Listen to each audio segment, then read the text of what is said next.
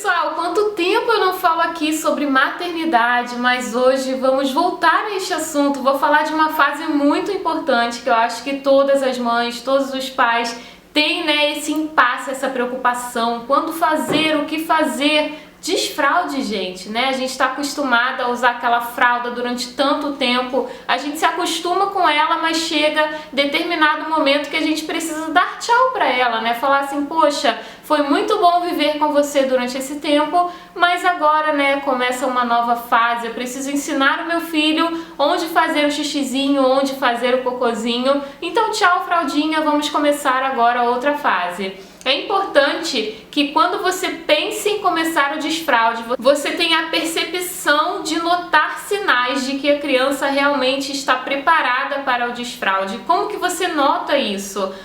Meu filho sabe diferenciar o xixi do cocô? Quando meu filho faz xixi, ele tá lá na fralda fazendo xixi e ele me avisa? Quando ele faz cocô, ele me avisa que tá com cocô na fralda? Esses são breves sinais de que o seu filho está começando a ficar preparado para um desfraude. Eu comecei o desfraude diurno do Luquinhas desta maneira. Ele começou a avisar quando fazia xixi, quando fazia cocô. Foi numa fase também que ele entrou na escolinha, então na sala dele já tinham algumas crianças que estavam desfraudando. Aí eu pensei, bom, esse é o momento que eu posso começar a pensar no desfraude dele. Eu nunca tive pressa, sabe? Você não tem que ter pressa para começar esse tipo de processo. Você vai começar quando você sentir que a criança está preparada e que principalmente você está preparada. Porque se você ou a pessoa que fica com a criança não estiver preparada totalmente para começar esse processo de desfraude, você pode dar passos para trás. Então a criança inicia um processo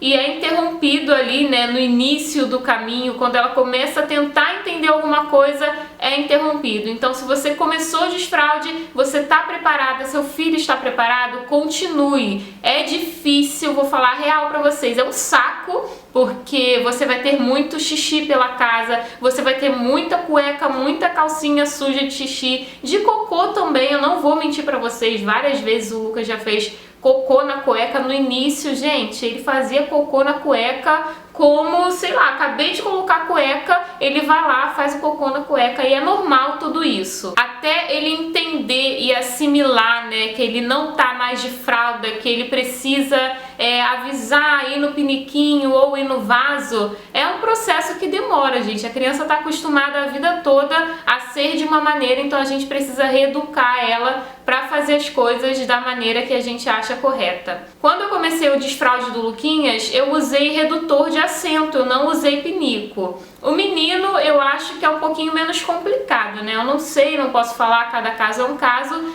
mas o menino você tem a facilidade dele, né, fazer xixi em pé. Então eu falei, bom, o xixi ele já faz em pé, a gente precisa treinar a mesma parte do cocô. O xixi foi bem tranquilo, né? Depois de uma semana as coisas começaram a andar melhor. O cocô já foi um pouquinho mais difícil, no início ele ficava ali meio desconfiado e tal, mas com o tempo tudo foi andando. Com 15 dias a gente já tinha dado passos muito grandes. O redutor de assento foi a minha opção porque na minha cabeça era uma coisa mais prática, eu precisava fazer só aquele processo, eu não precisaria fazer da fralda para o pinico, do pinico para o vaso sanitário. Então eu pensei, bom, eu vou usar o redutor de assento que aí eu faço de uma vez só. E assim foi, gente. No início é realmente muito difícil, você tem muito trabalho, você tem um pouquinho de estresse, você tem todo aquele processo novamente de estar começando uma nova fase e ser tudo novo, diferente, você não entende praticamente nada daquilo, mas aquilo está acontecendo aos seus olhos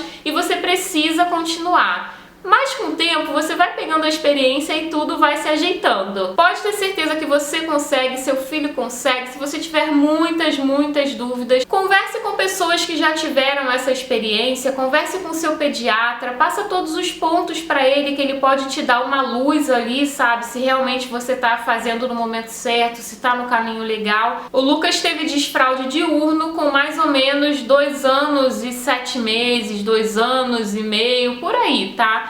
E aí, gente, vem a parte que é mais difícil que o desfraude diurno, o desfraude noturno, porque geralmente nessa fase já é uma fase que a criança dorme um pouquinho melhor, pelo menos assim foi comigo. O Lucas desmamou, aí tá dormindo ali a noite toda, tá num processo de sono bacana, a gente já consegue descansar mais um pouquinho, e aí vem o desfraude noturno, gente. Eu demorei demais para fazer o desfraude noturno. Mas por quê? Por que, Érica, você demorou tanto? Porque eu não estava preparada para iniciar o desfraude noturno. O Lucas já entendia há muito tempo o que era xixi, o que era cocô, sabia a hora de fazer xixi, a hora de fazer cocô, conseguia segurar ali até um determinado tempo, mas eu e o Thiago não estávamos preparados para iniciar esse processo, né? Como eu falei, isso tem que ser uma coisa da família, né? A família tem que estar ali unida com aquele propósito, todos têm que estar preparados, porque é fato que né, uma fase que é bastante estressante. Enfim, né, continuamos usando fralda na parte da noite, aí a gente começou a perceber que a fralda dele tinha dias que não tinha tanto xixi, a gente sabia que ele já estava ali numa fase que já estava mais preparado para o desfraude noturno, mas ainda assim a gente deixou passar. Confesso para vocês que nós deixamos durar mais tempo do que o necessário. Até que um dia a gente falou, não, agora é o momento, agora a gente vai parar, chega. Então o que a gente fez? Conversamos com ele e falamos, filho, olha só, a partir de hoje você não vai dormir mais de fralda, porque você tá ficando um rapazinho, você já faz xixi no vaso, você faz cocô no vaso durante o dia, então à noite agora você vai precisar também fazer xixizinho na privada. E até aí ok, ele entendeu tudo direitinho, ele falou tá bom, e aí a gente foi confiante, né, de que seria muito tranquilo. Gente, eu sei que na primeira noite foram 3 xixis na cama e a gente lá trocando roupa de cama, trocando o Lucas, né, todo aquele cansaço e estresse que envolve a situação. No segundo dia, me vem o Thiago, meu marido, o papai do Lucas, falou assim, não, vamos desistir, vamos colocar a fralda nele porque eu quero dormir. Aí eu falei, nananina não, começamos agora, a gente vai continuar. Não vem com essa não, começou é porque a gente estava preparado, vamos continuar, vai ter xixi na cama porque isso é inevitável, então vamos continuar o processo. Na segunda noite tivemos mais xixi na cama, não lembro quantas vezes, mas eu sei que tivemos. Pelo menos aí, gente, na primeira semana, nos primeiros 15 dias, teve xixi na cama pelo menos uma vez durante a noite. Depois de 15 dias, o Lucas ficou treinado, sabe? Ele ficou tipo, ele começa a ficar meio incomodado ali, fica se mexendo para um lado e para o outro. Eu já sei que é para fazer xixi. Outra coisa que eu comecei a fazer também é acordar ele para fazer xixi. Porque se na primeira noite foram 3 xixis na cama, eu falei, vou começar a acordar ele para evitar, né, que ele faça xixi na cama e assim ele começar a ficar treinado e lembrar que ele tem que acordar para fazer xixi. Ele acordava, gente, mas super mal-humorado. Ele falava que não, chorando, que não queria ir pro banheiro, que não sei o quê.